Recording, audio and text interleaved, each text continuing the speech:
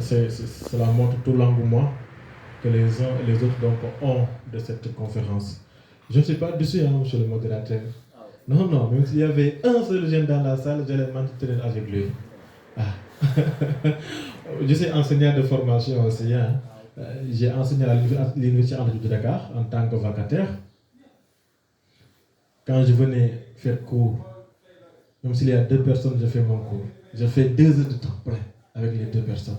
Et je me sens mieux à l'aise avec ces 2 personnes-là que quand la salle est pleine, quand la salle est bondée. Donc je ne sais pas dessus, rassurez-vous. Je suis dans ma mission aussi. Beaucoup ont posé des questions très spécifiques par rapport à des problèmes spécifiques aussi.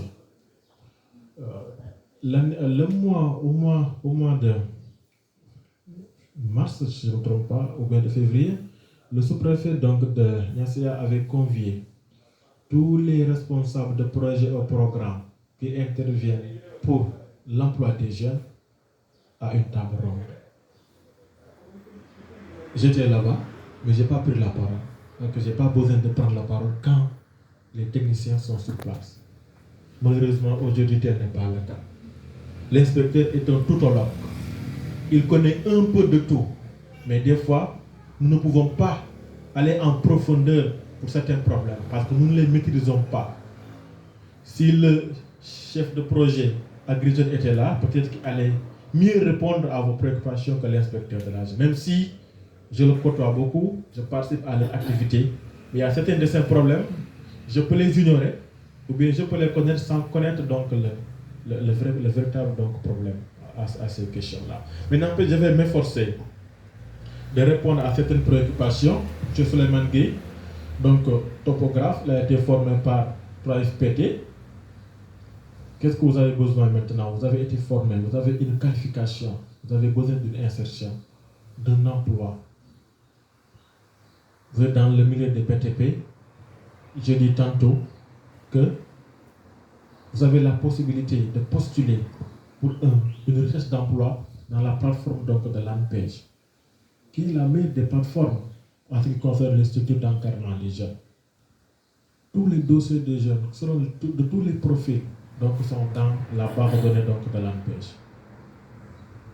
Peut-être que le ministère de la fonction publique il a sa base de données pour les jeunes qui cherchent de l'emploi.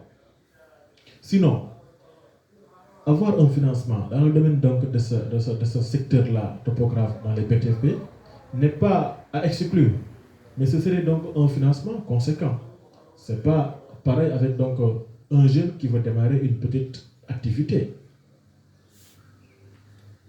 Et pour le financement de tous les projets, moi je l'ai dit aux jeunes, quand on a besoin d'un financement, il ne faut pas se réveiller, aller voir la DER. Il ne faut pas se réveiller, aller voir donc, les banques pour avoir des prêts. Non, non. La première chose à faire, c'est de poser la question de savoir, est-ce que je peux financer mon propre projet? Comment puis-je financer mon propre projet? L'autofinancement. Et c'est possible. Avec l'économie, on peut économiser. On a un bon business plan. On a besoin de combien de francs CFA pour démarrer donc un projet avec donc les ressources moyennes. J'essaie donc de trouver un emploi, même hebdomadaire, ne serait-ce que pour économiser quelques centimes par mois. Et pendant quelques mois, je peux avoir les ressources nécessaires pour démarrer mon projet.